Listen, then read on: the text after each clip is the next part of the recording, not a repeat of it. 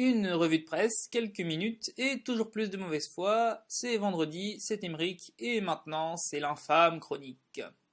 Ah, surpris, hein? Déstabilisé même. Eh oui, cette nouvelle année sera placée sous le signe de la révolution, en marche vers le triomphe public.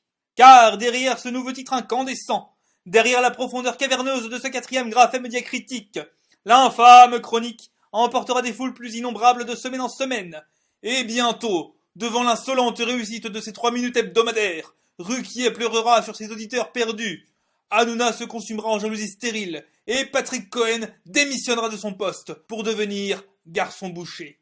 Et tous maudiront ces 3 syllabes devenues le symbole du régicide médiatique. Tortuga. Camille a dit en conf de rédac qu'il fallait qu'on soit ambitieux cette année. Moi je fais ce qu'on me dit. Reste que chez tous les médias, rentrée égale nouveauté. Et cette chronique n'échappe pas à la règle. J'ai donc regardé ce qui se faisait en cette rentrée 2015 pour trouver des idées. À première vue, la méthode France Inter semblait plutôt intéressante. Faire intervenir les gens partout et tout le temps. Une démarche très humble, louable par son aspect démocratique, proche des réalités du terrain, et accessoirement moyen le plus efficace jamais inventé par l'homo mediaticus pour ne faire que la moitié du boulot pour lequel il est payé. Banco.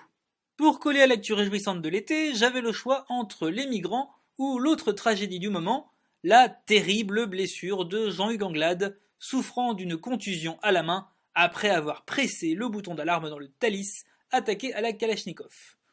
Je m'associe à sa douleur et lui souhaite un prompt rétablissement, mais le sujet sur les migrants semblait plus pertinent.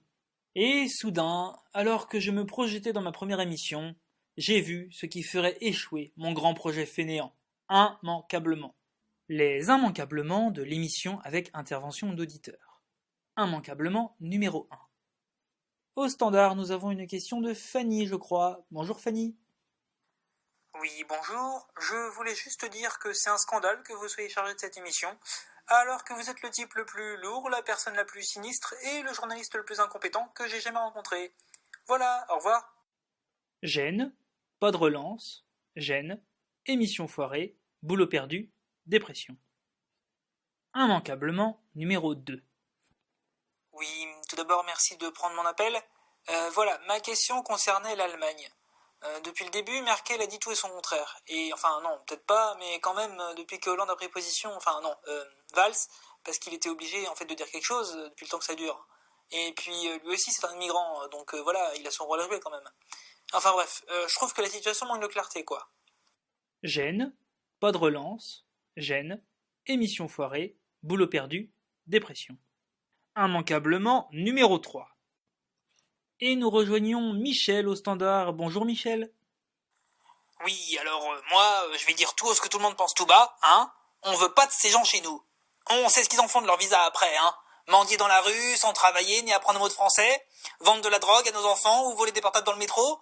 Moi, je dis qu'on doit protéger notre identité, comme avec les juifs, les arabes et les homosexuels. Gêne. Horrible gêne. Amende du CSA, défaut de paiement, liquidation judiciaire de Tortuga, assignation en responsabilité par Camille et Morgane, ruine, dépression. Conclusion de cette petite expérience, je vais peut-être pas tout changer pour la rentrée. Et je vous dis à la semaine prochaine pour une autre infâme chronique.